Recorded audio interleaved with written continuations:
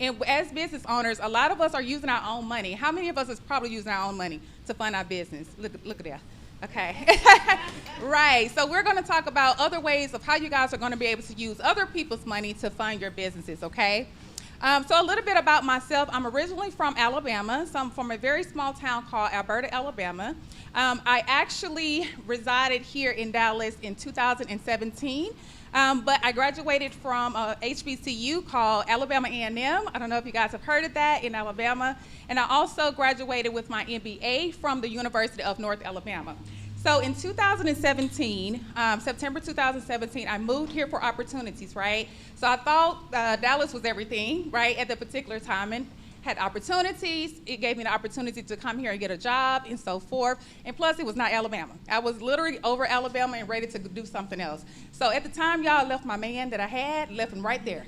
I left him right in Alabama. I got my stuff after I graduated with my MBA, and I moved here to Dallas by myself. All right. Once I came here, y'all, probably about 3 months later, I lost my job. So I started making the most money that I've ever made in life, and I lost that job. So clearly, I have exhausted all of my funds, right? So at this time, my credit dropped. I got in a whole lot of debt, and that was just a mess. So probably about 3 to 4 months later, I was able to get another job as an accountant, and I hated accounting in college, which is so funny how I was able to get an accounting job, and I absolutely hated it, okay? So got a job. I was there for about 4 years, and then I decided to become an entrepreneur. So go a little bit back. Me and my sister started our trucking company, and we started that company January of 2019, but we did not launch the company until November 2020. So I decided to quit my job, and I became a full-time entrepreneur July of 2021. So ever since July, I have been a full-time entrepreneur. And listen, if y'all full-time entrepreneurs, it's real ghetto. It's real ghetto, okay?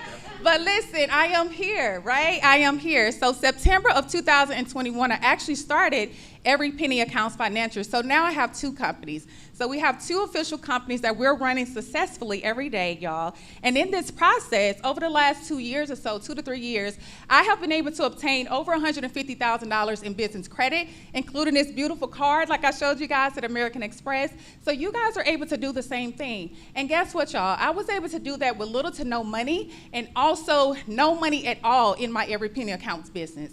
I was able to get over $50,000 to $60,000 with no income. And you guys were able to do the same thing, all right? Yes, thank you. All right, so our agenda for today, let me try to read this a little bit, y'all.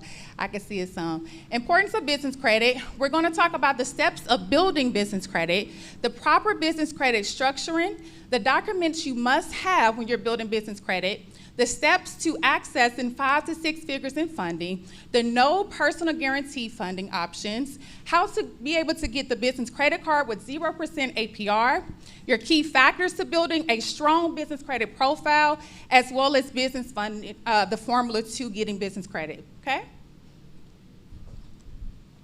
So here's some important key factors as far as why business credit is even important in the first place.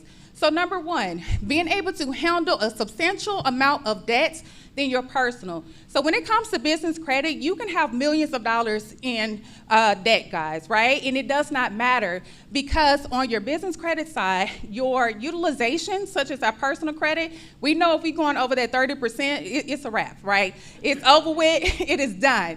So that is not the same case when it comes to business credit. You can have millions of dollars in debt. All right, you can obtain business financial quickly and much easier. It's better credit and repayment terms when it comes to your suppliers. So when it comes to business credit and your vendors, you have net accounts, right? So you have net 30s, you have net 7s, net 15, which means that that's when you're going to actually pay off that invoice, right? So if you have a net 30 account, that means that you're going to purchase on net 30 terms and you're going to pay it off in 30 days. So basically, you're not using your money initially, all right? It also separates your personal assets from your business assets. So again, when it comes down to the debts, you want to have all of your debts right? When you guys leave this class, we're going to start putting things in our business name, okay? Not our personal name. We want everything to go in our business name. Because again, your business can handle way more debt than your personal can any day, all right? And once you reach that credit utilization in personal, it's over with. It's over with, right? So now we got to start over. We done came from an 800 to a 5, right? Because of that utilization. So it really sucks. Also, the higher credit limits versus the personal credit for larger investments. You can literally, guys, get a business credit card for over $100,000 or $150,000 on one card, right? So you're able to get way higher limits on your business credit cards versus your personal. So business credit is super important, right? You can go ahead. Okay, so who is this business credit and funding for? Business credit, y'all, is for anybody. As an entrepreneur, if you're a 9-to-5 worker, people in stocks, e-commerce, the real estate, anybody, right? Trucking industries, it really does not matter. Business credit and business funding is for any of us. All right, so I have a question. How many of you have started building your business credit? Okay, where are you in your process? I'm confused. Well, I have a question first for you. Is my business credit and personal credit combined the same? Because I just went over 100, like on Credit Karma. 100 utilization? Yeah, utilization. But I'm not sure if that's between personal and business credit card. Most likely it's personal. Okay. Because we'll talk about that. Your business would not report, right? Your business credit would not report to that. It's only going to be if you have defaults or if you're late payments. Okay. That's how it reports.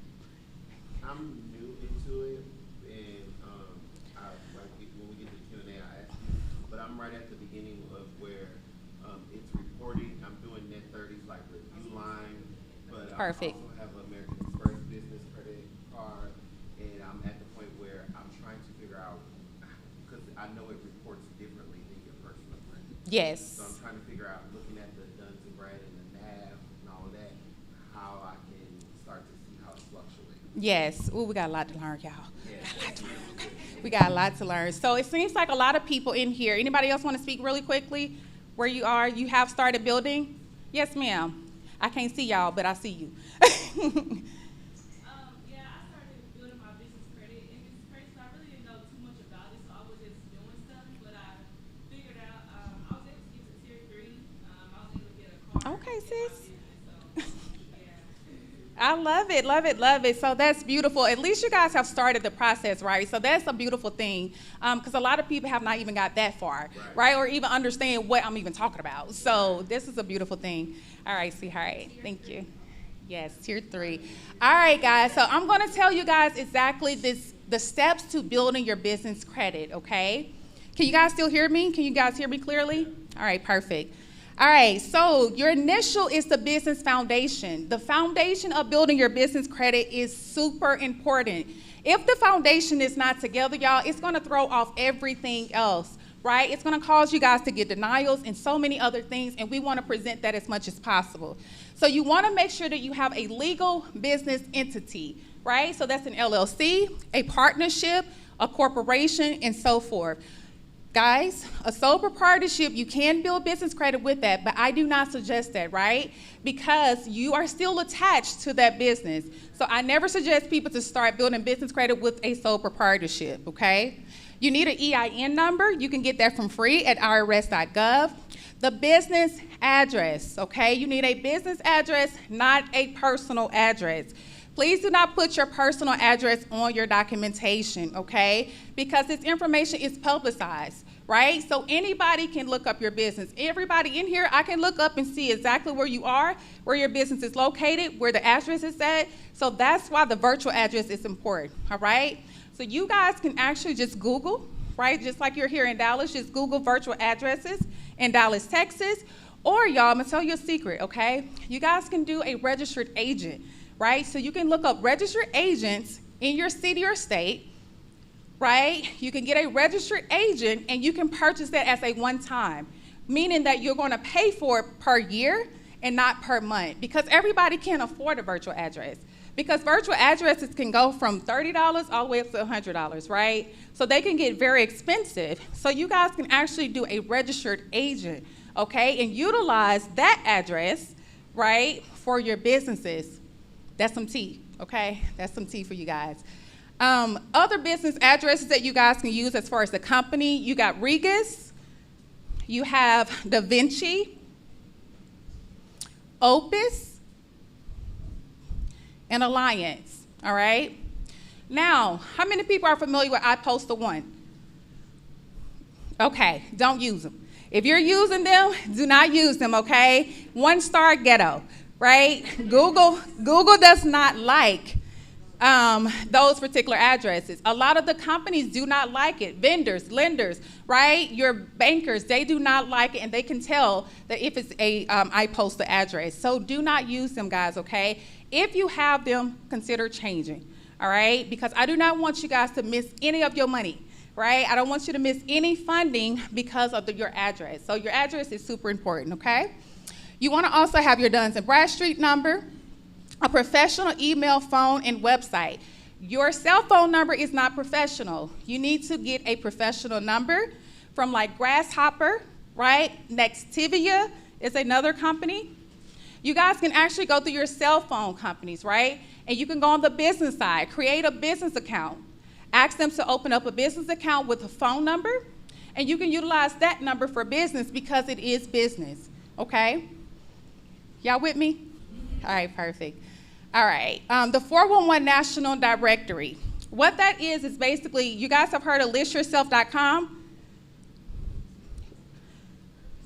Okay, so List Yourself is basically the 411, one of the 411 directories. You guys want to be on List Yourself, I'm sorry, not .com, y'all. It's listyourself.net, okay? Listyourself.net, all right? So you guys want to be on there. You also want to have a Google business. Google business. We need to be on Google. The banks and lenders will look you up, all right? When you're working with me, I'm going to look you up, okay? So I want to make sure that we're a credible business. That's why you need to be on the 411 directories, because you need to be listed as a credible business. This is going to help you guys when it comes down to funding for your businesses, okay? They're going to look you up. So you want to make sure that you are as credible as possible. And we want to make sure we have a business bank account, okay? We want to separate business and personal. You have to have business bank accounts, right? And we need to have multiple business bank accounts, okay? Multiple business bank accounts. We want to bank with multiple businesses, and we want to have multiple checkings and savings. We can go deep into that, y'all, of reasons why, but you want to have multiple accounts for like income, your operating expenses, payroll, all of those sorts of things, okay? We can get deep, y'all. I'm telling you. All right, so once we get the foundation in place, then we're going to go into our vendor accounts. So just like they were stating earlier regarding the vendor accounts, those are your net 30 accounts, meaning that you're going to purchase on invoice terming, right? You're not going to pay for it right then and there. You're going to pay for it in 30 days. But we're dealing with business credit, y'all, so we don't pay this stuff in 30 days. We're paying things off in 15 to 20 days. Right? We're not paying things off in 30 days. When you pay early, that matters. That matters the most when it comes to business credit, okay? So we're not gonna go through all of these, y'all, but make sure you screenshot this stuff because the accounts that I have on here is very important and what you need in each one of these tiers, okay? But we're gonna start with our tier 1, which is the vendor accounts.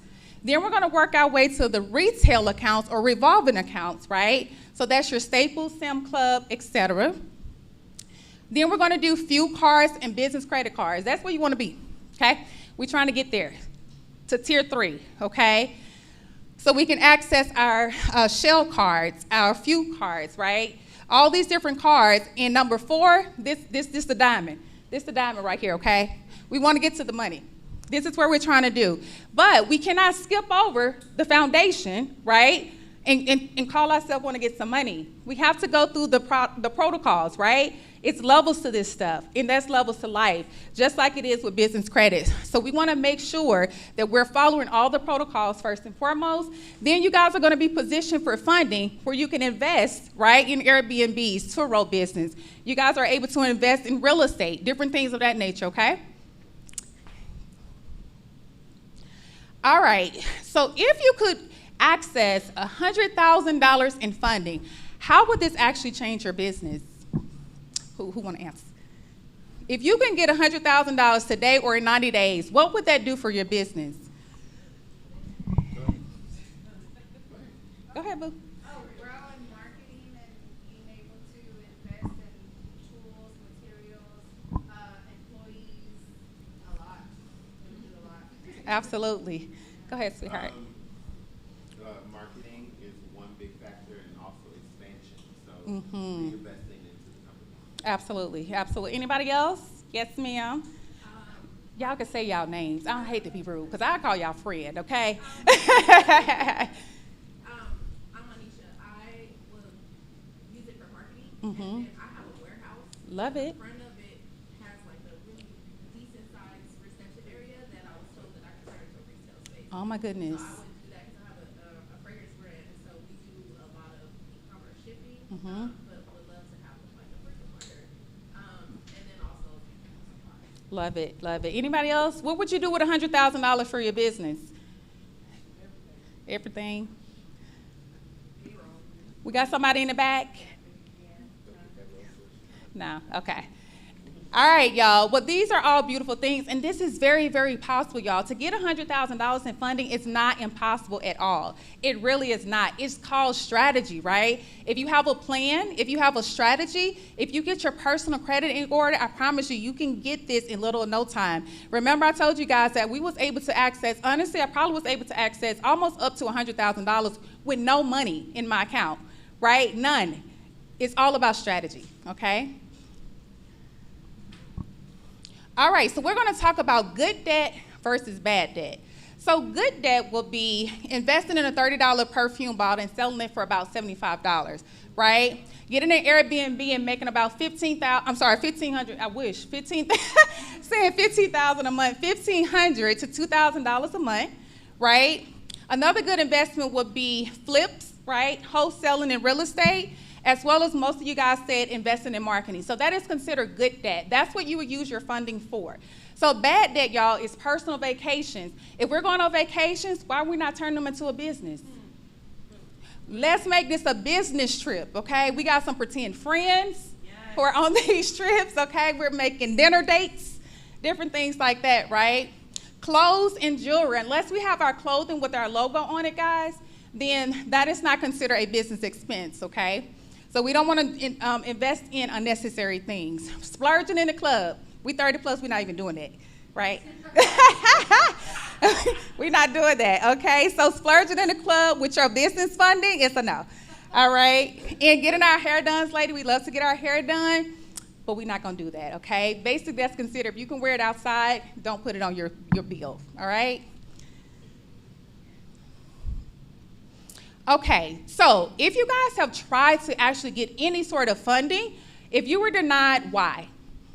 Why were you denied for any sort of funding? Yes, we're going to engage, y'all. I not having enough history in business credit. Okay. So not having the longevity. Like personal credit you have, but business, they need to see more. Mm-hmm. Okay. Anybody else? If you apply for funding, what happened? Why were you not approved for the funding? That's good, Pastor. Yes. So too many inquiries, not a longevity as far as your business credit. Anybody else? Okay, that's fine, y'all. All right, so those are really good, okay? All right, so we're about to get into the nitty-gritty, okay? So we're going to talk about the 10 steps to building a credible business credit profile and accessing and maximizing, right, in your funding. So let's go through these steps, y'all. I hope you got your pen and paper, your phones, because these are the steps that you need to know and have in order for you guys to maximize and get over $100,000 plus in funding, all right? So first off, we're going to talk about the documentation that is needed. So in order for you guys to get any sort of funding, right, if you're still working your 9 to 5, you're going to have a W-2, okay? Of course, you have your W-2. The next would be 2 years of tax returns. Most of these banks and lenders want 2 years of tax returns, and most of us don't got that, right? So if you don't really have that, y'all, you may have to provide 3 months of bank statements, okay? You may have to provide 3 months or 4 months of bank statements, and this is what you can provide to them as far as the form of income, okay? Your P&L statements, which is your profit and loss statements. They may ask you for your profit and loss statements because that's going to break everything down for them, okay? Show your income, expenses, etc. A business plan. Who has a business plan? Oh, it's the hands for me. Yes. I love it. I love it, guys. Yes, you need a business plan when you're trying to get money for your businesses. We want to make sure that we do have a business plan for your business. It is a necessity, right? When you're going into these banks, you need to take your business plans with you, because what if you don't have enough income or so? You want to be able to show your projections, right? You want to be able to show them what you're capable of, what your business is projecting to make. So this is going to be very important. Your personal credit. Right? This is not a document, but it matters. Your personal credit needs to be above a 680, preferably in the 700 clubs, right? Because the next thing it says PG, which means personal guarantee. You will have to personal guarantee on major credit cards. You have to personal guarantee typically when you're getting lines of credits, different things like that, you have to personal guarantee. Now, this does not affect as far as on your business side. It's not going to report to your personal, right? But it is going to affect your personal if you default again, right? If you default on that loan, or if you miss any payments, okay? So other than that, it's going to go towards your business. So don't freak out when people are like, oh my God, do I have to PG? Yes, you do. Do you want some money? Do you want 5 and 6 figures? You will have to PG, right? They're not just going to give you guys just money without personal guarantee. You have to be a part of that until your business grow, right? Until you have the time in business, 2+ years of business, right? Until you're able to have the revenue. And they want to see a substantial amount of revenue in these businesses before they give you a card or anything without a PG. That's like buying a house. That's it. Yes, it's like buying a house, correct. All right, this is kind of small, y'all, but basically this is your checklist, okay, to proper business structure. So this is the checklist that you guys need to make sure that you are able to get. If not, y'all, I can provide you this stuff later, okay? So no restricted industries or high-risk business names, okay? So when it comes to the high-risk business name, that is trucking, right? Real estate in your business name, construction. Any of those particular type of names do not need to be in your business name. Now, that's not going to guarantee you that you're going to be denied. However, it will limit your funding, all right? So if you have that, you may want to consider changing it. But if not, y'all, it's okay. We just have to tweak a few things, right, that you have to be able to tell the lenders and stuff. But having those names, particularly in your business, is not good because they're considered high risk, okay? Restricted industries like the CBD oil, right? The adult industry, entertainment, if y'all do that, that's okay. But it is considered a high-risk type industry, okay? And they actually restrict those industries. If it's a restricted industry, you're not getting any money, right? It's a no, okay? So just make sure, and if you guys don't know what typically most of those are, you can just Google restricted industries, okay? We've already talked about forming an LLC. We also talked about the business address, the phone number. All of these are proper documentation, y'all. Listed on the 411 directory, having your Duns and Bradstreet number, and the correct NAICS code. Do you guys understand what that code even is for?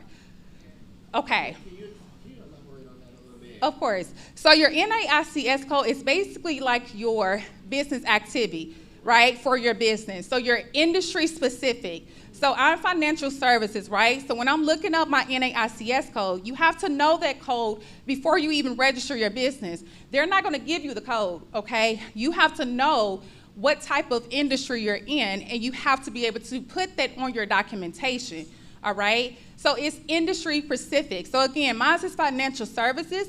The type of business we have is mainly involving around consulting, financial services, right? So I'm going to pick a code that is similar to that. right? So everything that I have is involved in management consulting, administrative, general consulting type services. You want to pick something that makes sense, okay? And that does not, trigger as being super high risk, okay? You have to be very strategic when it comes down to business credit because they become very nosy, but you got to know how to play the game, okay? So you can make sure you're maximizing your money. Also, the business bank accounts, we want to have a checking as well as savings, all right? You guys can put $50 in each one of them. You want both. You don't want to just have a savings account. You need to have savings as well as a checking account, right, for your businesses. The number of trade lines. So we talked about the vendor accounts and things like that earlier, y'all. Those are considered trade lines. You want to have a certain amount of trade lines that are reporting on your credit reports because that also is going to help you with getting funding. All right? Which part? The last part. What was we talking? Oh, the number of trade lines. So the number of trade lines, you want to make sure you have a certain amount, right? So by the time you kind of build out your business credit profile, you should have at least about 15 accounts between all three tiers, right? So those are considered your trade lines, okay? Your trade lines are also going to be like your credit cards, your retail accounts. It's going to be a plethora of different things that is combined to make up the trade lines. Does that make sense? To have a strong credit history for business, okay? Make sense? Perfect. All right, y'all, this is number 2. We want to clean up our credit reports, okay? Clean up these credit reports, y'all. We want to be able to pull out in-depth credit reports, not Credit Karma. That's not pulling the full one, okay? We want to be able to do MyScore IQ, Smart Credit, or MyFICO, all right? Pull your in-depth credit reports. Go through your reports and clean them up.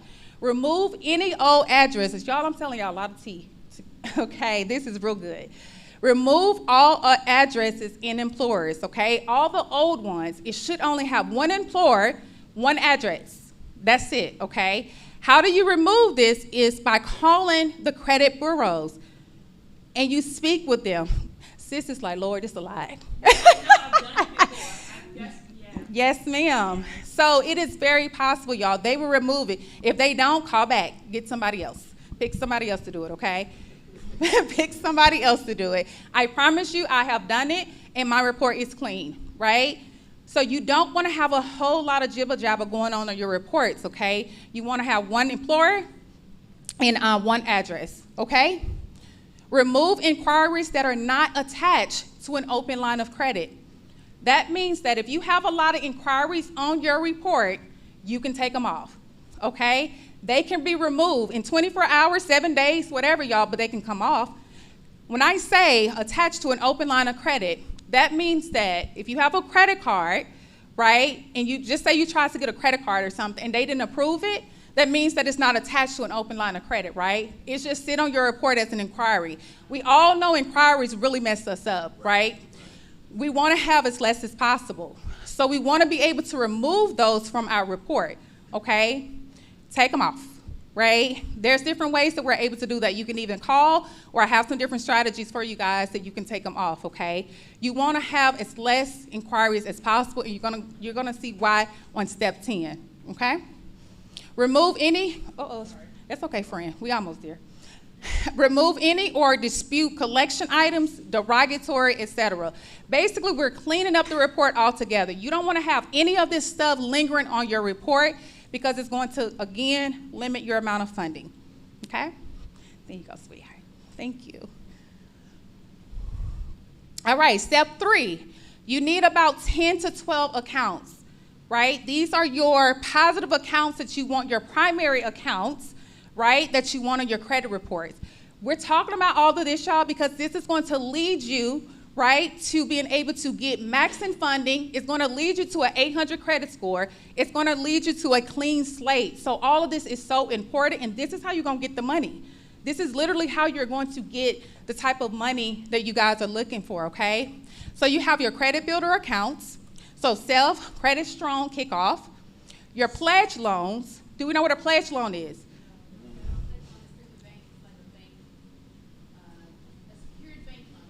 Yes, it is a secured bank loan. So a pledge loan and a secured credit card are basically the same, y'all, right? So a pledge loan is basically, just for example, you're going to put $500 where the bank is going to put it in basically a secured account that is going to be locked, right? When they put that money in their account, you're going to be making monthly payments on that money, okay? You're going to do that for about 90 days or for 6 months. We don't want to pay it all up front because we're trying to make a pattern, right? A payment history pattern. But this is actually strengthening your score. And anything that is secured builds faster. Anything that is secured builds faster. And it's going to boost your scores tremendously, okay? Now, we can't have no utilization. We're not about to have high utilization, okay? That's not going to help. We need to get our utilization under 30%, even more than that, 10%, okay? So these are steps that's going to help to enhance your credit reports. So all of these that I'm talking about is important. So you can either get a pledge loan. I personally suggest you do both, right? You can get pledge loans mainly with credit unions. A lot of the banks don't offer pledge loans, y'all, okay? But a lot of your credit unions do. So any of these ones that you guys see on here, you can go with or just Google different ones, okay? You want to do a secure credit card. The Discover It is like one of my favorites. The Capital One Platinum Secure Credit Card. And Chime, if you have a Chime account, you can get a credit card with them as well, okay? So you're literally putting your own money down. And when you have a secure credit card, you can just get gas, y'all. You can pay a bill, whatever you want to do, pay that, the next month pay it off, right? We're going to do this consistently for about 90 to 6 months, okay? 90 days to 6 months. And also report your rent. You guys been hearing about that? That you can report your rent now, right? Yes, ma'am. So it'll go back 2 years, y'all. They will go back 2 years. So these particular companies, Rent Reporter, Rent Karma, and Boom Report, you guys can use any of those, okay? And you will obviously sign up with them, right? And they're going to report your rent. They're going to go back about 2 to 3 years. So every time you've been making your on-time payments, that's going to show in your credit reports now. Guess what it's going to do? What's it going to do? Take it up. It's going to take it up, guys, okay? So that is a very important step. This is something that is fairly new, okay? So I want you guys to get this account. Get this so you can report your rent. We already paying for it. They already ripping us off. So we might as well just go ahead. That's it. We might as well get credit for it, right? Okay? This good so far, y'all? Oh, yeah. Perfect. Yes, ma'am. This slideshow will be available to us or no? Friend, should I? No.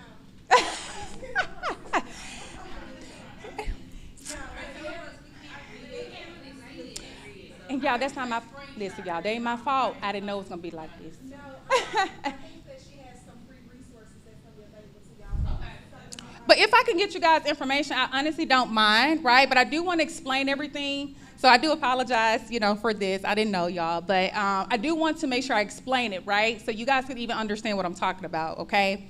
But if I can get your information after, I don't mind providing you what has been presented, okay? Fair enough? Perfect. All right, so step 4 is a credit mix. Y'all, I'm not sure how much time I have. Make sure that I'm trying to stay on task. All right, step 4 is a credit mix. You want to have a mixture, right, of accounts on your credit reports. So that would be installment loans, credit cards, secured loans, trade lines, various things, right, that you want to make sure that you have on your credit report. As you guys can see on this screen, the payment history makes up the most. So payment history matters the most when it comes to your personal credit. Also, the amount you owe. So your utilization really matters. So we want to keep that as low as possible. But having a good credit mix, y'all, is super important. Did you know just because if you have a 700 and plus credit score and you have nothing on your credit profile, you're still denied? So having nothing on your credit report actually hurts you. So the steps and things that we're going through, y'all, is the stuff that you want to make sure is happening on your credit reports, because having a great credit score and actually having nothing on there means nothing, right? I have a student who's been denied, and she has excellent credit, but she has nothing on her report, and that's pretty sad, right? So we want to make sure we have a mix. Yes, ma'am. So we want to add trade lines or be added as an authorized user, okay? So most people, like I just said, y'all, don't have enough credit history. Your profiles are way too thin, okay? So if you don't have like a auto loan on there, your mortgage, different things like that, y'all, your profiles are way too thin. That's why you're not getting enough credit, right? That's why you can't get approved for different things. You don't have enough on your credit profiles, right? So you guys can add trade lines and understand that adding trade lines does not replace your positive in your primary accounts, right? It only enhances.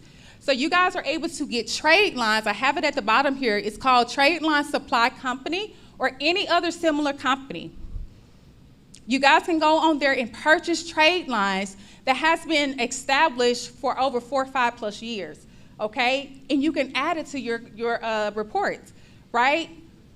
You can add that to your reports, which is going to help you guys to obviously have a cleaner and a more dominant credit reports, okay? And if you guys know somebody that knows somebody, you can get on their credit card as an authorized user, but y'all please make sure they don't have no lates, Right. okay? No lates. They have to have a good credit history, all right? They need to have a good credit history and on-time payments and at least over 3 to 4 years, right, that they've had that card. If they don't have that, you don't want to get on their card. It's not going to benefit you, and you don't need the card. They don't have to give you the card for that to matter, okay? You just want to be a part of their success, okay? So we want to be on their cards. So is all of this going on your personal Excuse and me. your business? It's a combination. So when it comes down to business credit, y'all, in the beginning years, as we stated earlier, if you're pretty new in business, if you don't have enough revenue in your business, your personal credit is going to matter most. That's why we got to go through this so you can make sure you understand this is what it needs to look like. This is what you need to have in place, because when you're trying to get this maximizing funding, this $150,000, $250,000 funding, they're going to base it upon your personal credit. Okay, they're going to base it upon your personal credit. And honestly, you want to have personal and you want to have business, even if it's a line of credit, right? Lines of credits, installments. I want all the money, personal side and business side, right? You want all the funding, but it's specifically on your business side. So the steps and things that we're taking right now, y'all, is going to help you guys to get there, okay? Yes, ma'am. Is it possible Go to the next one. like installment payments? Like how do you report that, or is it useful, or? Yes, so you can do installment payments, I'm sorry, y'all, which is basically kind of what we've already been talking about. Installment payments, anything that's going to help to enhance your credit, right? And anything, kick off, any of those that you guys see out there is going to help to actually enhance the credit score. So Credit Strong, that's like an installment loan as well, right? So all of those particular accounts actually helps, okay? And I say this because like not every vendor that you may work with or reports to the credit bureau. Mhm. Like if we have like that payment schedule or whatever, can we submit it, or like how is that possible? When it comes to, I guess we could talk about that later because I'll tell you how, okay? Got it. All right, y'all. So step 6, your bank rating strategy. Your bank rating is meaning that basically you're building a relationship with these banks, right? The more that you have with the banks, the better they're going to treat you, whether it's a bank or a credit union, all right? So we want to have a personal and a business account. We want to be able to have our funds, your business through a wire transfer, a check, a ACH, or a direct deposit. So if you guys are still having your 9 to 5, you can actually have them to transfer a portion of your money to your business account. That's going to show them, right? Show the banks, oh, they have deposits that are coming to their accounts already from your 9 to 5s. You guys can set that up with your HR departments. Okay, or you guys can write a check to your business from your personal. Write yourself a check to your business.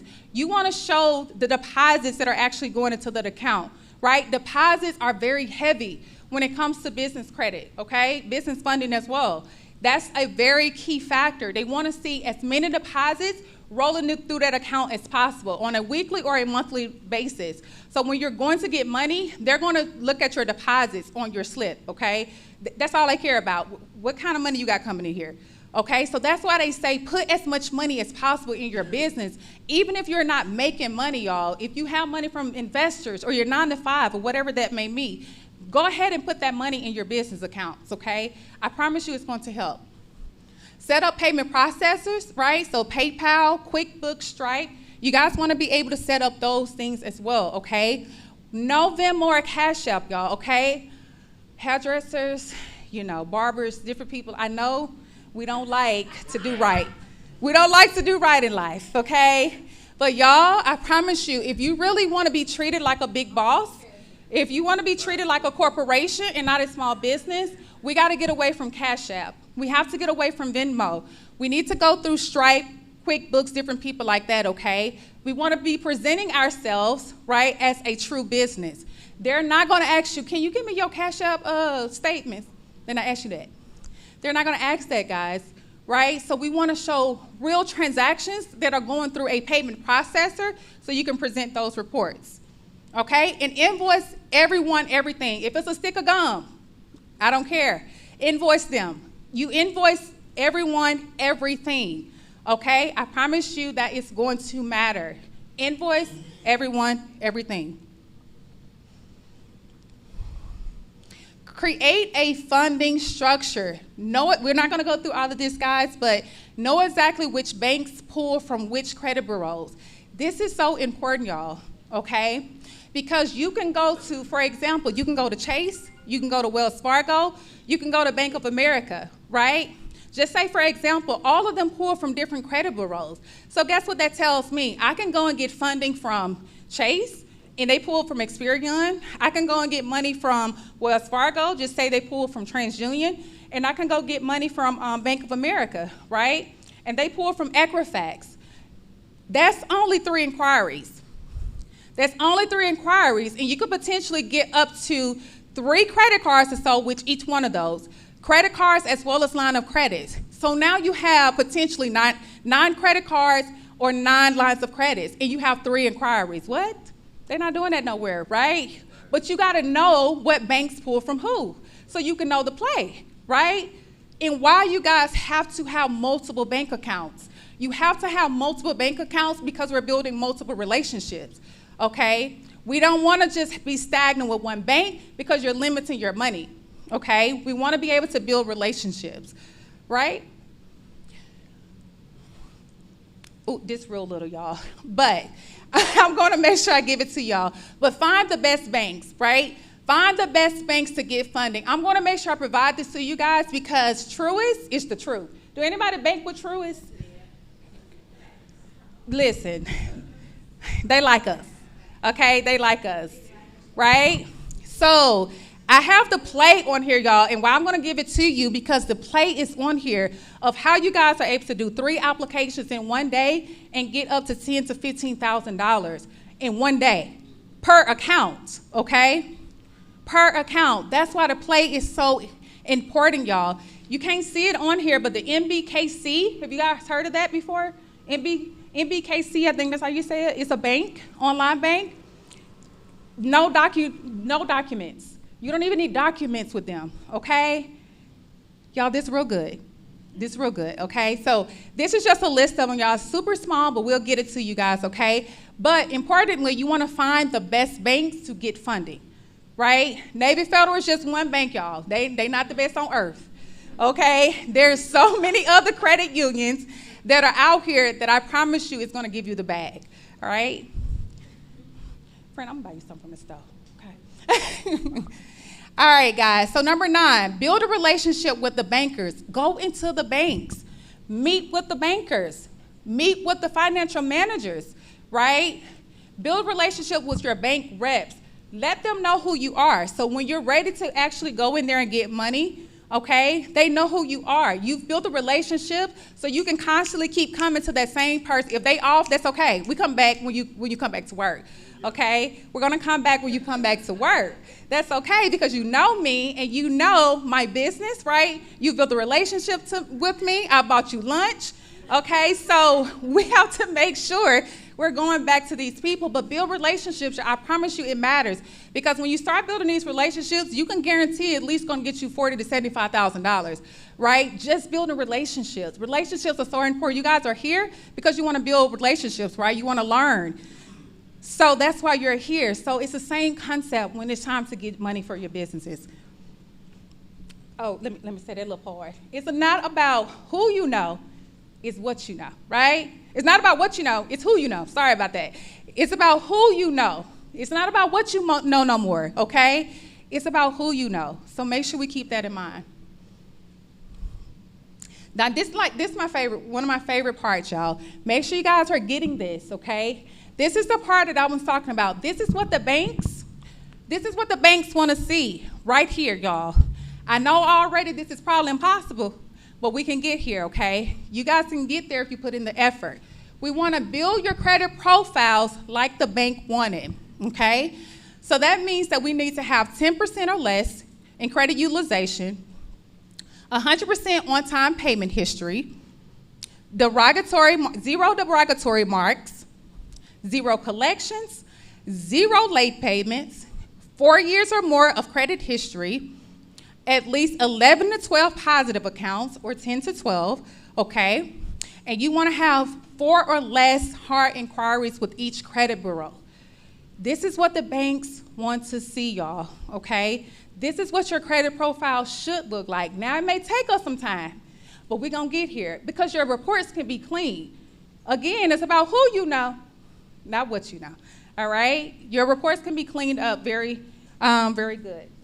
How much time?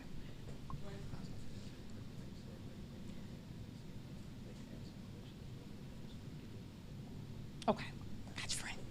All right, so this is how the credit profile should look like. So if you guys can just take a screenshot of this and we're gonna move forward, okay? So this is what it should look like. Now, y'all, I know this ain't that possible, okay? This is like pretty much perfect, right? But we can get close enough, okay?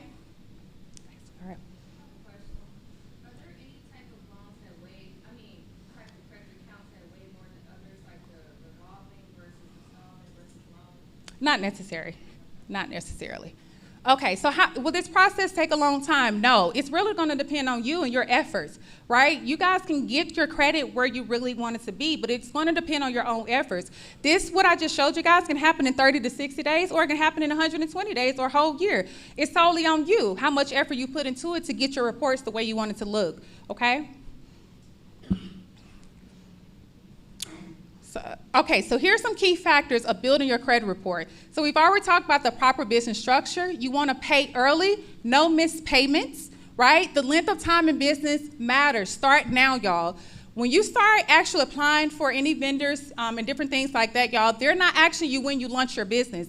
They're asking you when you register your business, okay? So I tell people all the time, even if you're not ready to start it technically. Okay, because once you're actually ready to put it in motion, they're gonna ask you when did you register your business.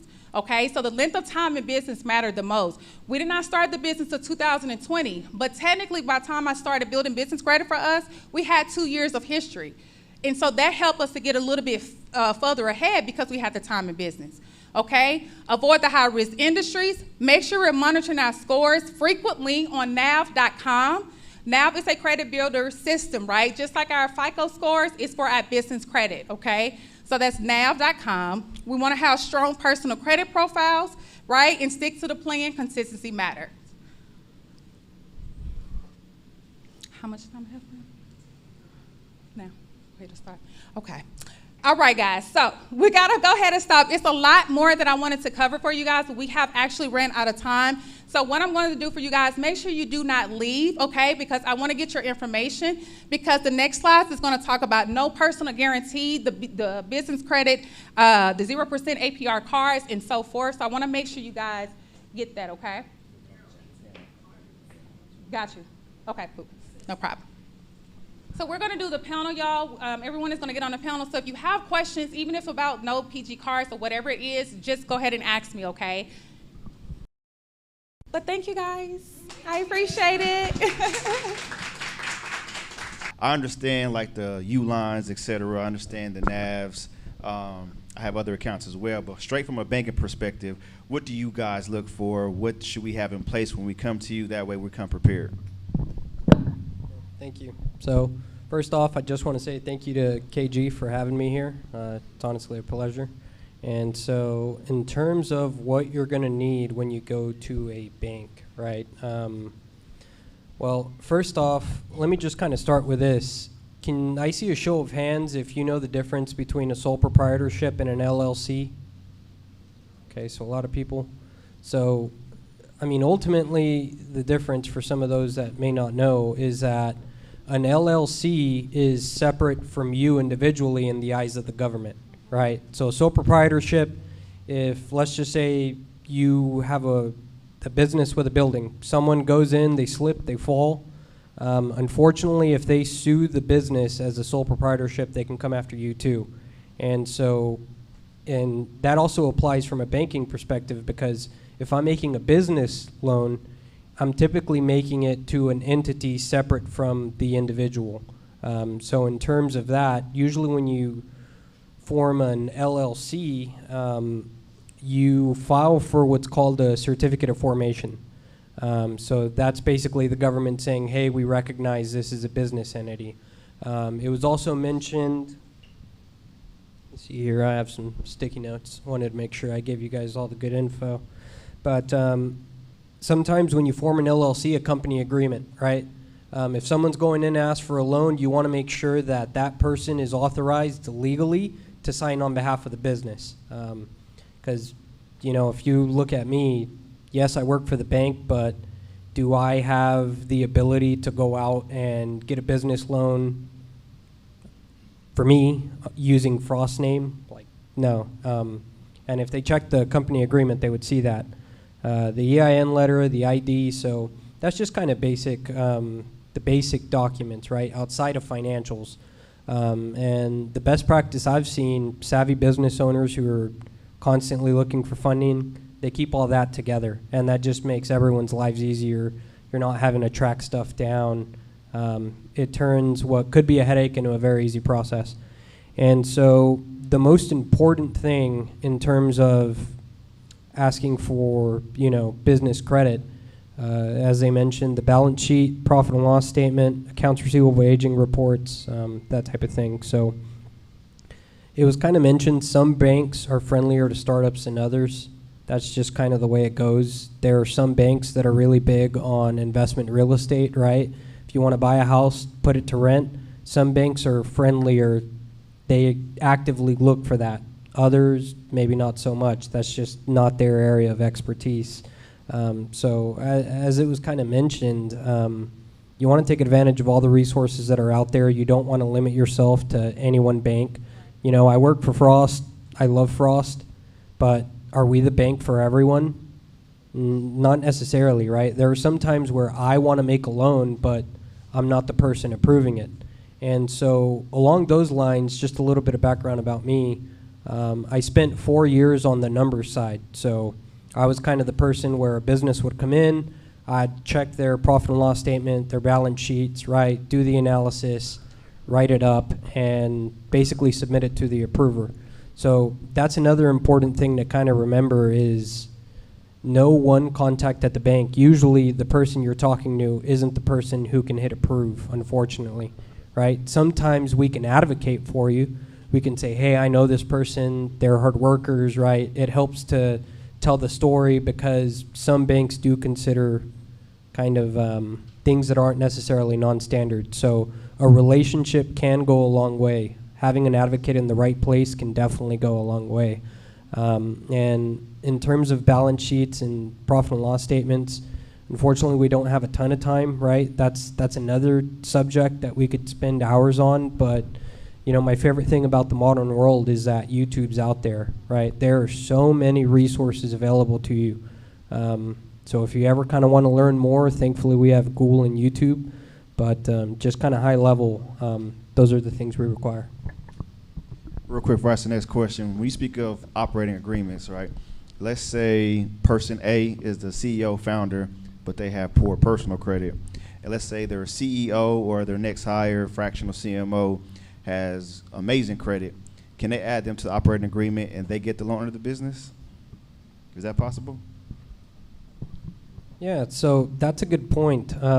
You can add that person, and you can basically say, hey, this person is authorized to go into business dealings, right? Like when I'm actually closing a loan, that's one thing that I have to, that's actually a document that you have to sign.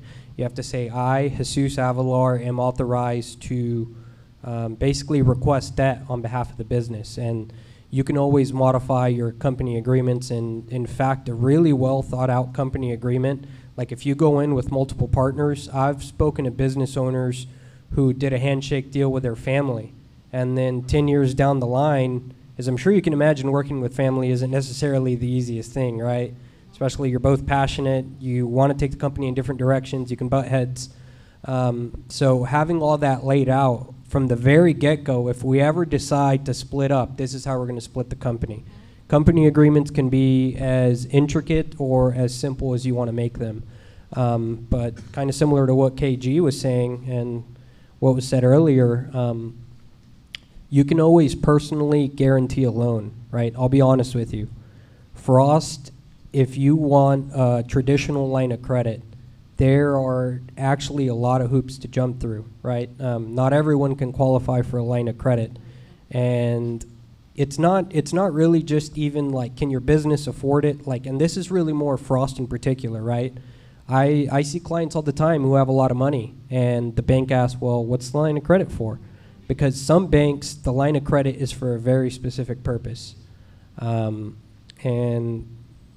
I could deviate, but just out of respect for time, I just want to say that, yeah, you can definitely add your CEO, you can add people there, or if you don't want to add them to the company agreement, but you just want to have them guarantee, that's another option. Because I'll be honest with you, if you have a lot of money personally, a lot of liquidity personally, right? Let's say you start up a business, you want to request a loan, you come to me and I'm like, I'm sorry, I need 3 years of profit and loss statements, balance sheets, and if you don't have that, there's not much I can do. You can personally guarantee it. And when you do that, that allows me to look at you personally. Okay, well, they have a W-2 job, this is what they make from that, here's what they're projecting for business income, here's what they pay on their mortgage personally, here's what they pay on their car payments personally, and it allows us to consider that income, right? You personally, separate from the business, to repay the loan. And where it might come in handy, like he's saying, like let's say you start up a company and you have a millionaire partner, just has millions, right? Even if your credit's bad, even if the business credit's bad, if someone attached to the loan can guarantee that has the funds, that's one way to get an approval.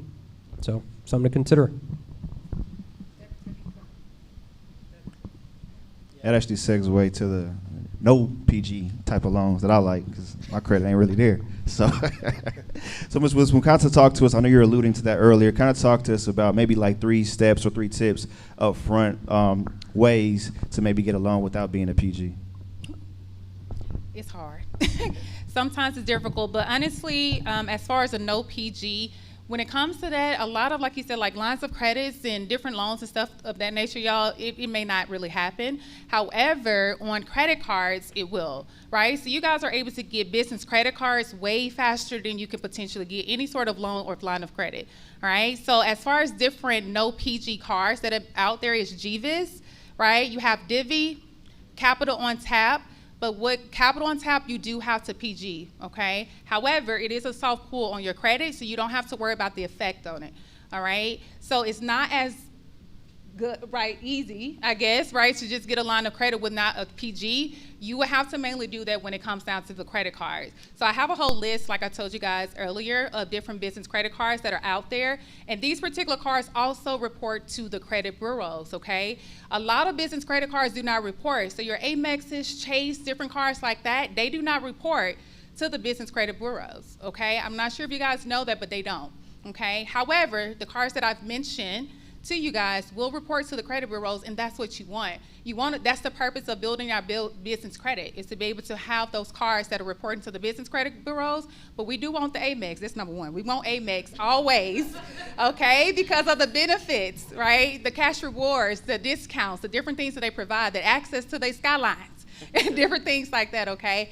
But mainly to answer the questions, there's not a lot of loans and lines of credits that are out there that you guys would not be able to PG on. They want you to PG. You really have to make a substantial amount in your business, have the time in business and so forth to not PG on a loan.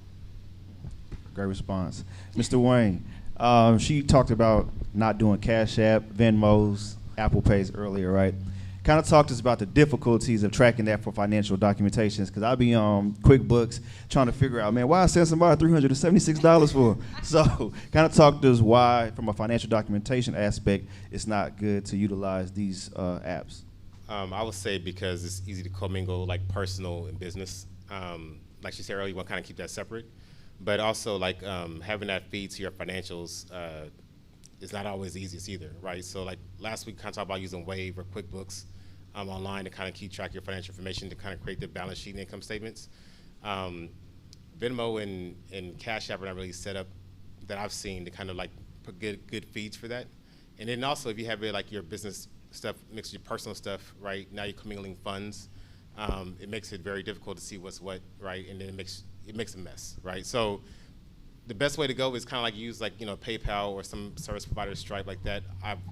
Even Square, my customers use those things.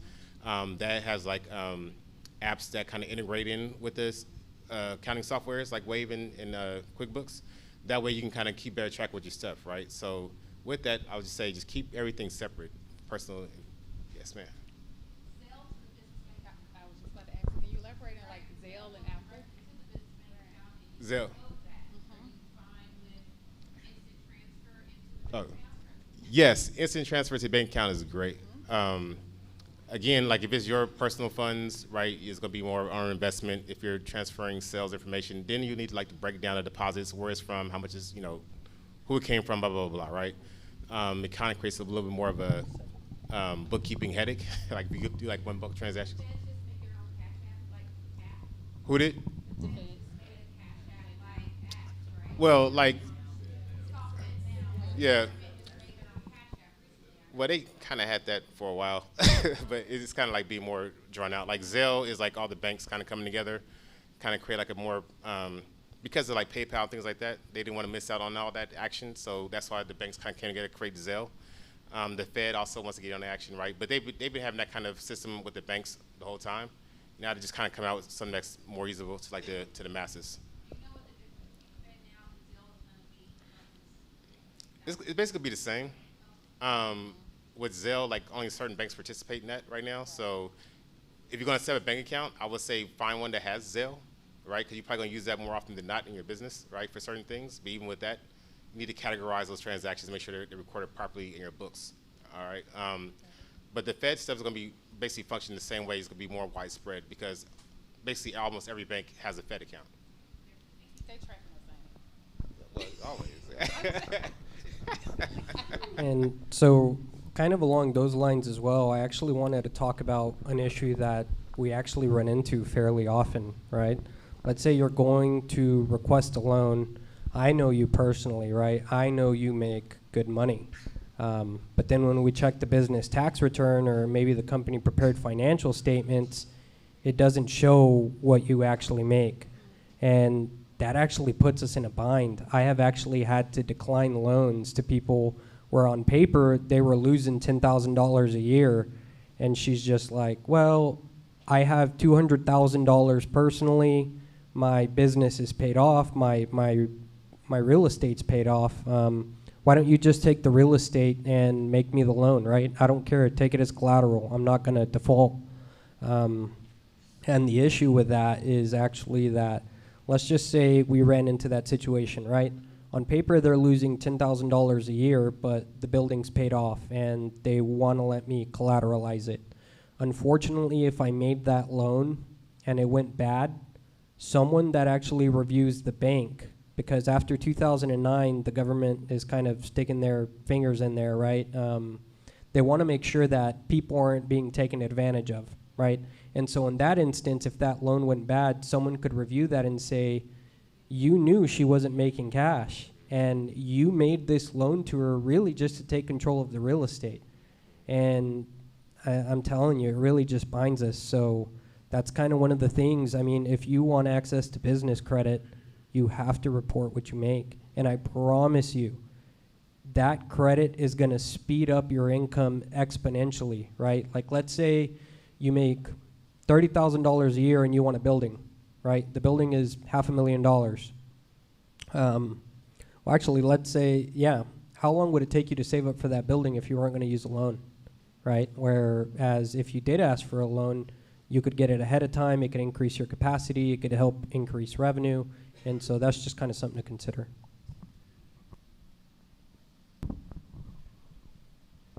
Kind of want to go over like accounts receivables and accounts payables right now. Does anybody know what that is? Everybody does. Can you elaborate a little more and why it's proper and why you should probably document those as well? All right. So if you bill somebody for the services you provided or product they purchased from you, basically that's accounts receivable, right? You send them an invoice for them to pay in 30 days upon receipt, whatever. That's accounts receivable. And with that, what banks look at, correct me if I'm wrong, Jesus, but like the aging of that, right? So if it's over like 90 days, 120 days, right, basically it's bad, right? So that, you know, it's not going to be good for funding. Accounts payable is what you owe, right? So when you do your financial statements, you should have an accrual basis. Is like, this is what I've earned this month. This is what I invoiced. This is what I sold. Accounts payable is saying this is what all the expenses I incurred for the month. You might not receive the money that you billed out this month, right? You might get it 1 month, 2 months down the road. Same with your accounts payable. You might use your cell phone this month, but you don't pay the bill until the following month, right? But you kind of acknowledge the expense on your financials in, what month are we in? April. I should know that, I'm doing taxes. In April, and then like, but you know you paid in May, right? So it's an April expense that's paid in May. That's accounts payable. Same thing if you bill somebody for services, you bill them in April, even though they don't pay in May. That's your accounts receivable, right? So those are those two things. I don't know about y'all, but a lot of problems I run into is, I don't know if anybody use contractors, is a lot of contractors request their payments in Cash App, Venmo, and I tell them, hey, I can't pay you on this. What's the way to get around that? Because a lot of contractors only are taking Cash App and Venmo and quick ways, Apple Pay, to get their money. And, you know, you got to pay them for the service, but it's like that's all they have. So what do you recommend to get around that? Invoice everything. To be honest with you, I'm not really sure. Like, I probably would find a different contractor because, again, when it comes down to getting funding for your business, they don't care to hear about you have Cash App. And that's going to be a large, most likely, if you're paying a contractor, that's pretty decent amount, right? So I want to show that as my income. So I would definitely, you know, probably find personally for me, maybe a different contractor or maybe write up, because honestly, and y'all can correct me if I'm wrong, I think they have it now. And I actually think my fiance did this, where he was paid in cash, but he was able to document it, like turn it into an invoice. And it showed that it was paid in cash, but now it's in a form of an invoice. So maybe something of that nature, right? Can do that. Now I don't know what he did, but I can. But it's legit. Like, it's legit. So he was able to turn the cash basically into an invoice because that was the only way that he was able to go about that. But other than that, like, I'm like, no, we need to invoice everyone everything, okay? Because it really is going to boil down to your funding, and you don't want to mess up not being able to obtain any sort of money because you don't have the documentation to show.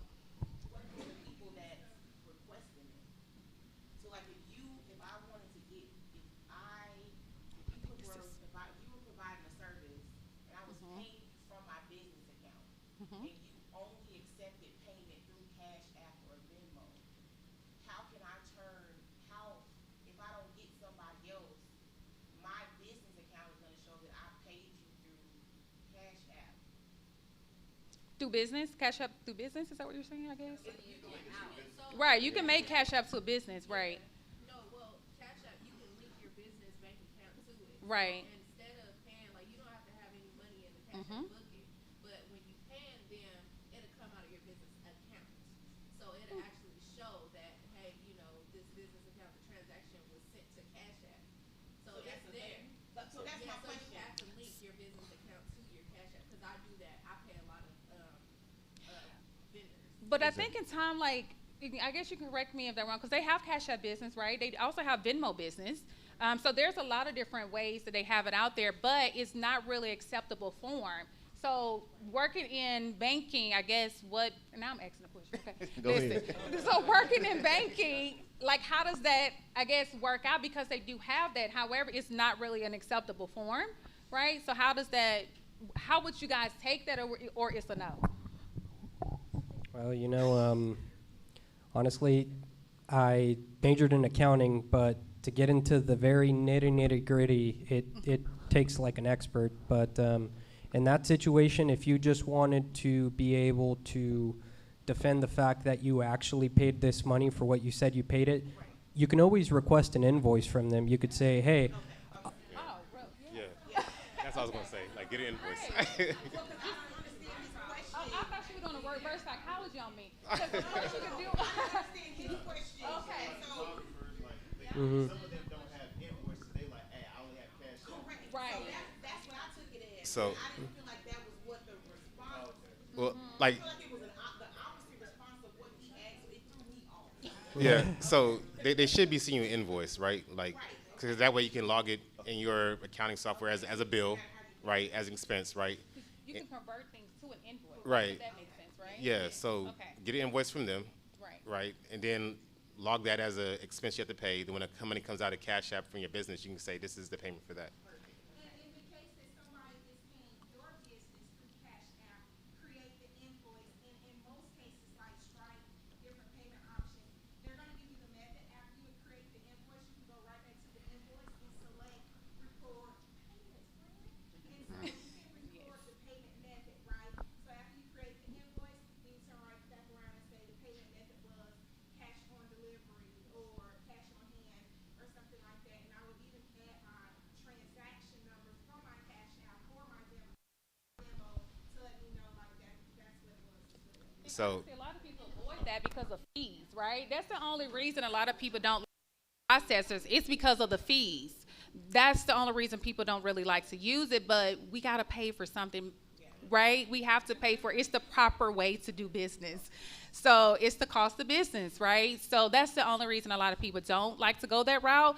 But Cash App to me is a ripoff. So I feel like they charge very expensive fees as well. So why not go the correct way, right? And go through a payment process. Plus you can qualify for funding. That's another topic. Okay, you can qualify for funding that way. Also, I'm pretty sure most of you guys know, but we're just gonna go over the basics as well. When should you W-9 people that you're working with? Because I work with a lot of photographers, videographers, people come in and out, graphic designers. I'm paying them $65 every graphic. The next thing I know, I done paid them over like $1,500. So Right. when should you W-9 them? when you start the relationship with them, get a W-9.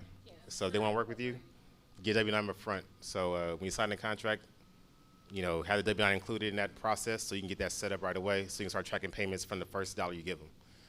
Because you don't want to get in a situation where you're, you know, January 1st, you realize you paid somebody $1,500, got to send them a 1099, I got to chase them down. They're not going to give it to you because they don't want to report it, right? So get it up front before you start the relationship and then go from there.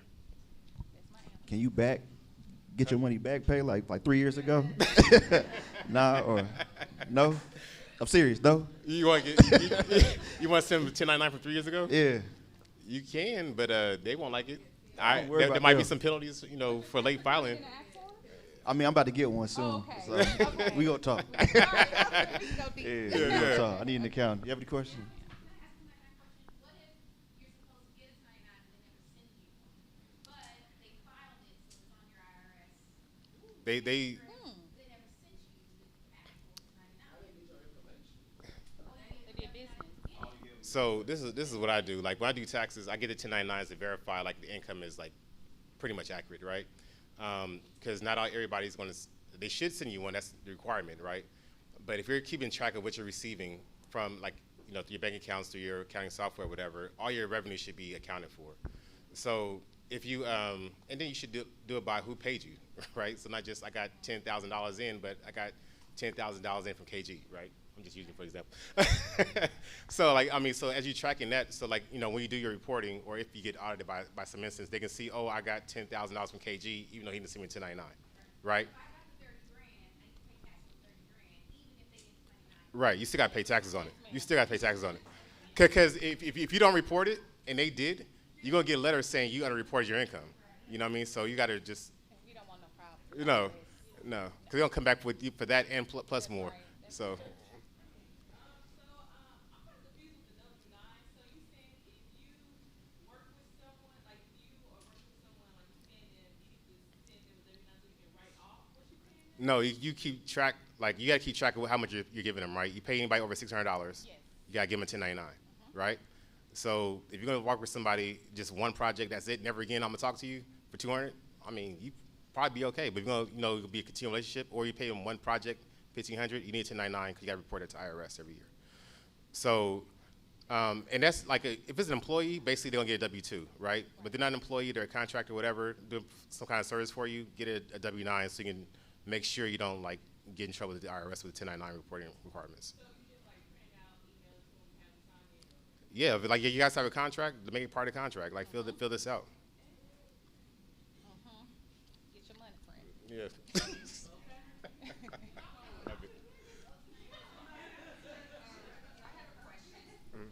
So I know typically when you're starting a business, first 2 years, there's lots of expenses, and a lot of people say you want to write off as many expenses as possible, but then on the banking side, they don't want to see a loss. So how was the balance on that?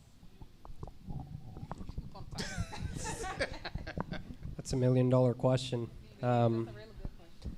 I think ultimately you always want to be aware of the reality, right? If you get with a good CPA, he can kind of help you basically structure that in a way to where you both win. But yeah, that's $1 million question, right? you in that situation, you basically have to prioritize, right? Like all else held equal, let's say you're not going to get in trouble. It's just, you know, what do you want to do? Do you want to save on taxes or do you want to get a loan? I can tell you this much, though. I have never seen anyone question what was on a business tax return, right? Like, if someone reported $500,000 in net income on their business tax return and they paid Uncle Sam $150,000, like, no one's going to question that, right? Yeah. No one's going to be like, hey, this dude made up income to pay taxes to the government, right? Like, no. So just kind of remember that. Your business tax returns are your solid kind of fallback, because if you have a business that is separate from you legally, right, you have to file a business tax return, and a bank can use that, and no one's going to dispute it.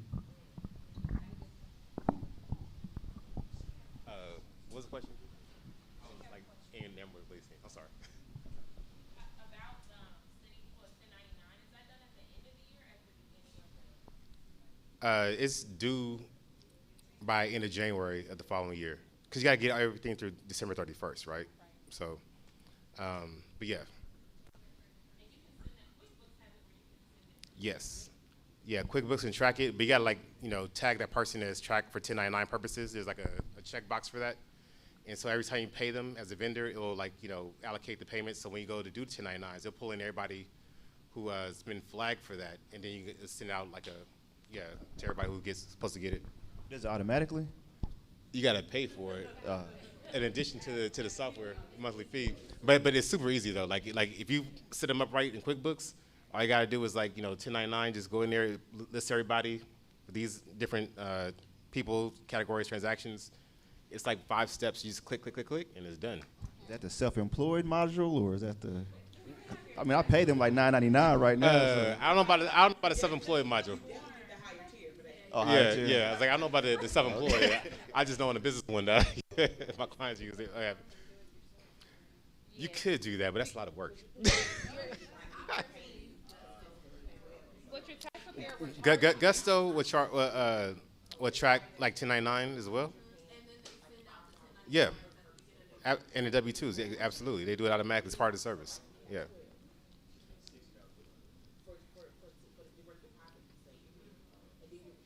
Hold on, talk about this. This is some good stuff. Well, we use 1099s for our business, so we own an elopement company, and so all of our photographers and officiants and day-up coordinators are paid per project. So when you have QuickBooks, you have to pay a direct deposit fee per person that you are paying every month. So it's like $5 a month on top of whatever your plan that you have. So if you notice that you have people that you were paying, and then let's just say they haven't worked with you in like 3 or 4 months, turn their section off so that you're not paying for them every month. Because even if you don't send an invoice, because their direct deposit part is turned on, you're going to get charged for it. So cut them off. And that's for any payroll company too. I was about to say, payroll company, like W2. Gusto, when you create independent contractors in there, they're going to send literally everything. I love Gusto. Like, they're super small business friendly, but they're going to automatically send out where they have to complete the 1099s as well. So I don't know if you guys know that when it comes to payment processors, well, other payroll, not payment processors. That's Payroll. a payroll system. Okay, Ashley. Oh, I hold friend. She said QuickBooks. You said Gusto. Gusto is so Gusto is a payroll system, but it's very beginner friendly. It is small business friendly. They're W2 very employees, reasonable. or- Yes. So I switched from we switched from Square actually to Gusto because Square does not do 1099s for business. They won't they didn't allow us to put it in the business name for our 1099 independent contractors. So that was like a no. So I was like, we have to switch, and I have been satisfied with Gusto ever since. Ooh, you fancy, friend. You real, you're paying a lot of money, to be honest with you. Because, ADP is mainly for larger corporations, right? Once you really get with the big dogs. But if you want to have something a little bit more lower budget, have great customer service, I would go to Gusto. See what I'm saying? You said No. just 120 a month? Like, that is super expensive. Yeah, it's like Just $30-something for Gusto. And as a small business, we have a lot of expenses typically, so you want to kind of lower that.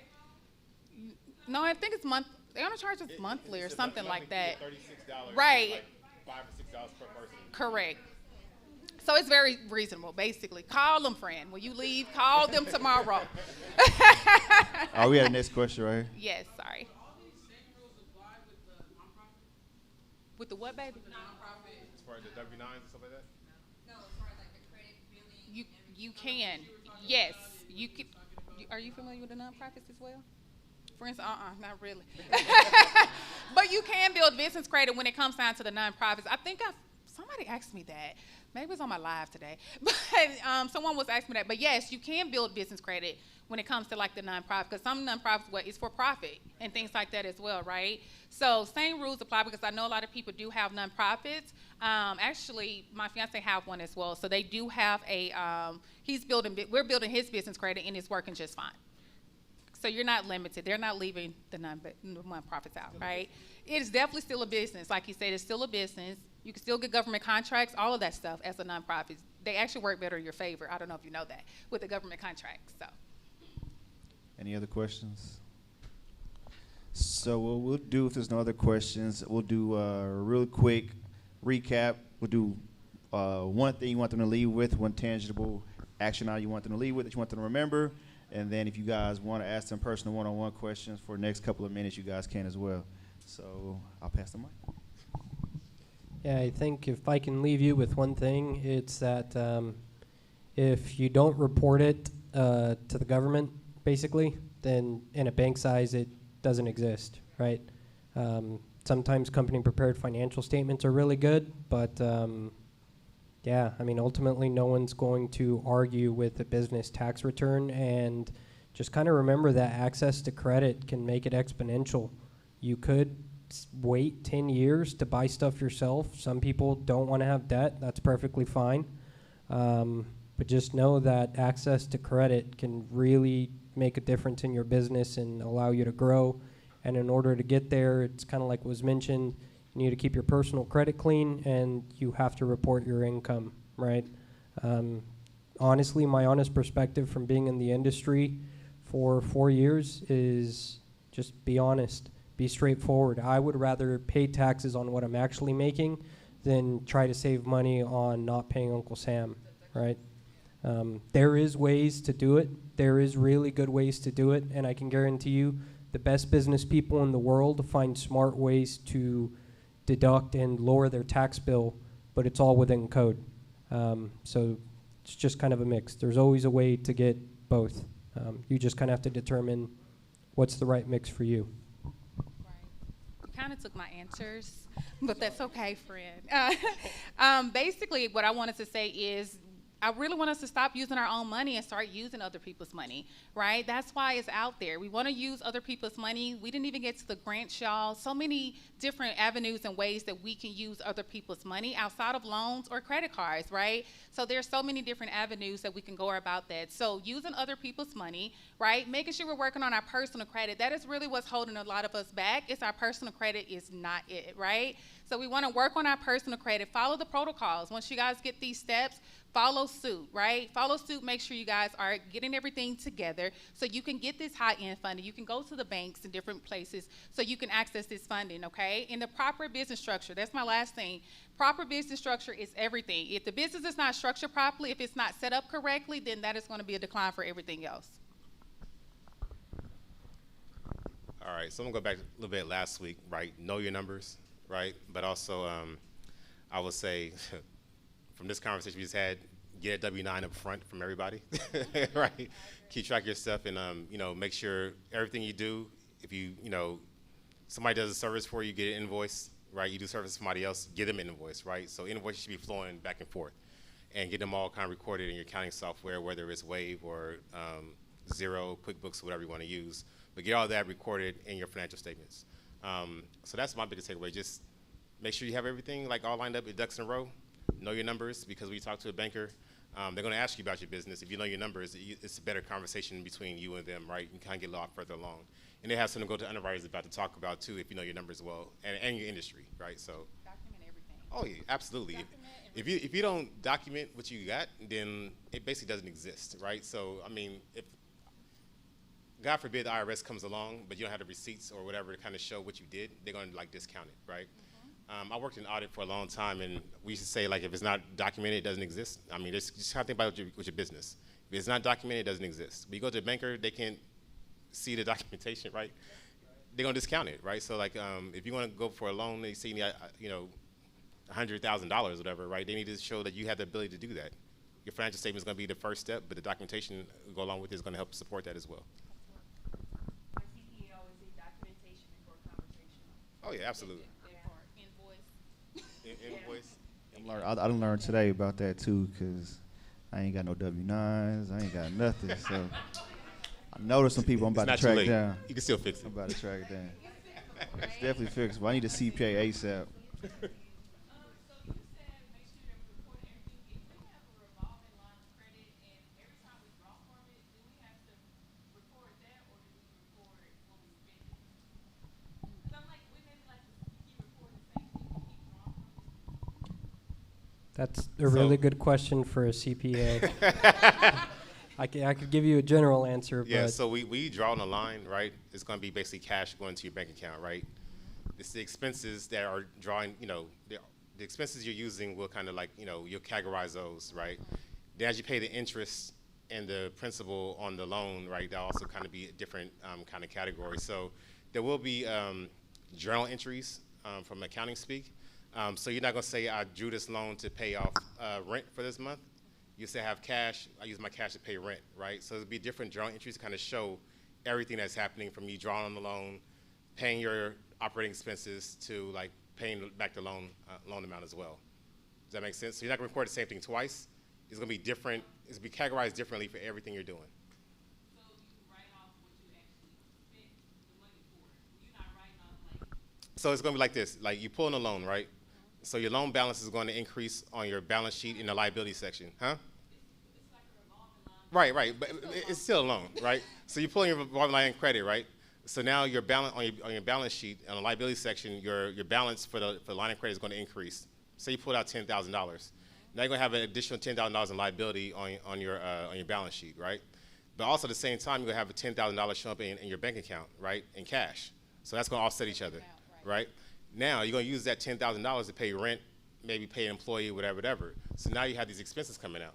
That makes sense? So you're not showing that $10,000 like loan it's not only going to be one entry, my loan increase, my cash increase. Now it's being decreased by these expenses I'm paying. So it's not going to be double. Just get a bookkeeper. Yeah, that could happen twice, basically. Yeah. I No, I mean it's a good question. You should know. You should know. Great question, but bookkeepers can really help you before the CPA, right? They'll get your books in order and the structure of your Yeah, I do it. expenses organize everything like that, right? I have a CPA, I have a bookkeeper, I have it all. Yeah. But you go through your bookkeeper typically first, and your CPA is like your background, right? They're gonna make sure that they're organizing everything as far as your books, right? Before you even really get to your CPA. Yeah. So I'm not saying it's wrong, friend, but But I mean, bookkeepers are very helpful. they are very helpful, but like you should understand like how it should look, right? Right, Because absolutely. if you have a loan and it's like a negative loan balance on your, balance sheet, then like that's a problem, right? Yeah. Like everything on your balance sheet should be like a positive number, except when you get to the bottom part of the equity section, when you're pulling out cash, that'd be negative. If you give yourself a dividend, that'd be negative. Everything else should be like a positive number, generally. Yeah, it can get complicated. Yeah, it could be so hire a bookkeeper, a CPA. I do it all. You know what I mean? So I take you from the. I'll work with you. Come talk to me. We need a relationship with money discount or some discount code or something, because I ain't did my taxes in 2 years. I'm just playing. Holler at me after this. I'm just playing. We need to talk. Yeah. No, I ain't gonna lie, man. It's overwhelming. I got QuickBooks. I categorize everything. It's just a lot, man. Yeah. It's a lot. It's a lot. So It is a lot to keep up with. Yes, ma'am. This question was more for building business credit. I've taken a break away from my business and I've Thank you, been baby. working 9 to 5. On TikTok, I'm a TikTok university girl, but one person was saying I should get my paycheck deposited in my business account, just to show some money flowing. Do you agree or you don't agree? Well, I guess it kind of piggyback on what I talked about earlier. I wouldn't suggest your entirety of your bank, because first of all, this is your business, right? So you can't really be pulling money from business to personal, like that's kind of commingling. So you can just get a portion of it to go into your business account. I wouldn't get the entirety. So just say you want 80% to go into your personal account and 20% to go into your business.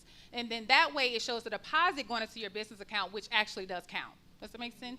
Yeah, that makes sense. So the 20% that I would get in the business account, I could begin using it on like some of the net 30 accounts and etc. Yes, ma'am. Yes, you can start using it towards that. So I wouldn't necessarily do the whole thing, because what if you need your funds? Well, yeah, like deposit and then like take it out after a couple of days and see if they make sense. Friend, we're not about to do that. Because this is business, right? Like when it comes to business, we got to be serious about it. We can't just I can't just go and get money continuously out of my business, right? Withdraw that. Like that's distribution, that's owner district. Like it's a whole lot that goes into it, right? So that's why I don't suggest putting the entirety in there. Just put a portion that you will not need, right? So you would not have to continue to dive deep into your business. That money can stay there. It's good to go, right? Don't listen to TikTok too hard, y'all, okay? They're not bankers. Right. But hopefully that makes sense and that helps you. Okay, perfect. I really appreciate that question. Would you, if you're doing like a percentage of your 9 to 5 income into your like, do you categorize that as owner investment or like what? Just owner contribution, you right? remember last week, don't Owner's you? contribution? You remember Owner last investment, week? Right. That's what I'm talking about. Get that gift bag in the bag. That's for you for Okay, listening okay. last week. I love to see it. I know, but I'm going to let the CPA All right. because they pay me for that. That is owner investment, right? So any money you're contributing as owner of the business into the business, right? That's owner investment, right? So it is not sales. Don't record it as sales, because now you're paying tax on something that's not taxable. That should not be taxable, right? So record it that way. All right. Yeah. No. Yeah. And also, I was going to tell them as well, like also in my CPA, hopefully you agree, right? So if I have to pull money out of my business and I need it for my she always tells us to transfer from the business to my personal and then take it from the personal out, right? Not transfer from business to business. It needs to go from your business to your personal, from your personal and do whatever you're going to do, okay? Because it's ways to have to characterize that, right? And it's considered commingling in a sense. When you're doing business to business, you do business to personal. Got that? Okay. There was another question, I Do think. you guys understand like what the risk of commingling is? Right. Like, Talk to us.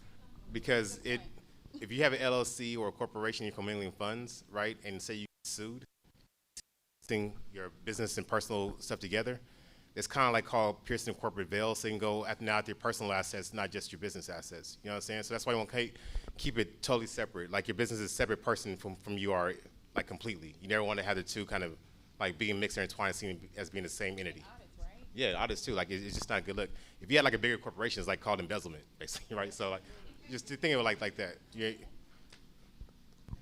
Any other questions? Well, I got one real quick. So, all my money goes into. I'm not talking about business. So there's this person, right? All his money goes into the business account, right? If he wants to pay himself, I know you say you could do a transfer, but do you put yourself on a W-2 as an employee, or It what's depends. the? so if you're LLC, no. I mean, Right. okay, right. And the reason why is because as LLC, you paying tax on net income, right, on your 1040, right? Okay. So, and you're paying self-employment tax on the LLC as well, Okay. right? So if you do like a W-2 with an LLC, you're paying self-employment tax like twice, Okay. essentially, right? So it's kind of like you're giving more than you should be. Now, if you have an S corp, right, or a C corp, then you'll do a W-2. Okay. Right? S corp, the benefit of that is you're a shareholder and employee. Actually, with C corp as well. But what the S corp is, like the net income, it flows to your personal return, right, through a K1, and that will be taxed at a different rate than the W-2, right? C corp is basically it's going to be taxed twice, right? So when you pay yourself a W-2, you give yourself a dividend. The dividend is being paid at the corporate tax rate. There's obviously be paid again when you get the money as well, right? So for a lot of small businesses, you're not trying to like go out and seek like investment capital from like a lot of private equity firms, whatever. S corp is probably the best. You want to go get like capital from private equity, it's going to be a C corp, right? Because they're going to want like a big chunk of your business, want to issue stock and all that kind of stuff. It gets a little, a lot goes into it. But can you elaborate for me, for them, because I feel like a lot of people throw out about being an S corp very mediocre, Yeah. right? Because everybody like, oh, should I get an S corp? Nah. Why? Like, So explain to them why you shouldn't go into getting an S corp, and an S corp is not a entity, y'all. That is how you're taxed. It's how, yeah. Classification. So I would say an S corp only makes sense if you're like making more than $50,000 in net income, right? Below that, it's not going to be a benefit. With the S corp, there's a lot of rules. You can't have more than 100 investors. You had to pay yourself a reasonable salary. So you can't pay yourself $1 and then salary, try to take the rest as dividends and think you're going to get like a lower tax rate. That's not going to work. So if for your industry, the average salary is like $75,000, you come within somewhere reasonable within that range, right? And then you can take the remainder out of the net income as a dividend. But even still, you want to leave some money in your business, like we talked about last time, right? But so the S corp is not for everybody. I think certain industries will benefit from it more than others. So like it depends on your situation. Your goals obviously should for the business should kind of play into like how you set up. For some, LLC is a great option. Others, C corp is a better option, right? Depending on what you want to do. And then the S corp is a good one as well. So if you have a LLC, you can file for an S corp election, right? To kind of do that, but then again, you got to start doing W-2s and things like that. So it all depends on your situation. Like, don't just take blanket advice and do it, because I've seen people do S corps and losing money, right? And so like I'm like you got to don't listen to TikTok. Talk to somebody. A banker will be a good person to talk to, a CPA, whatever, a financial advisor. Like, talk to somebody who's in the business, not a TikTok video. Like, you can ask them, this is what I heard on TikTok, is this true? Some might be good, but a lot of it's going to be like, they just trying to get clicks, right? So. Just got you. So the recap, just transfers are fine, right? Yeah, just transfer it. If you got LC, just transfer So it. with the LLC, should you pay yourself as a W-9? No. Well, with LLC is basically taking owner's draws, like be taking draws out of your business. Yeah. There's no W-2. Right. Question about operating agreement. Like, let's say you're making capital contributions because you are trying to develop your business to be able to get larger funding. And I put a $10,000 injection into my business. Should I record that, like do minutes, owner equity into business, and add that to my actual documentation about my business, or if I'm taking an investor on and they're giving me money? So- Should that be documented in a way additionally to just putting it in the bank account and making a note of it? It depends on what your business goals are, right? Like, there's not one, like, if you're trying to like get other investors into your business, then that would definitely come into play, right? Because you want to record your contributions, so how much shares you get based off of that. Then the next person comes in and contributes 20,000, right? What will they get? And is it part of their contribution to share? So it all depends on like what your plans are in the future and what you want to do with the business, like how you should kind of like play that. So it's like never really cut and dry. Like every situation on your business situation, what you're trying to do. Is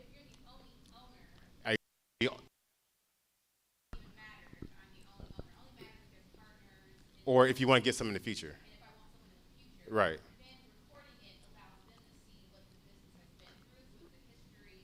Right. And then, like, the operating agreement is going to be very important if you're going to bring on the other people, right? Because you want to have a clear set your boundaries in there, and like you define how things work. So, like, when they come on, they can understand that and be bound to that as well. But that doesn't help me get a loan. I guess that's kind of like my question is if. With the operating agreement? They look at my operating agreement. No. They say No. I'm paying multiple. Let him Uh-uh. answer because I think it's valid. So if you put, Right.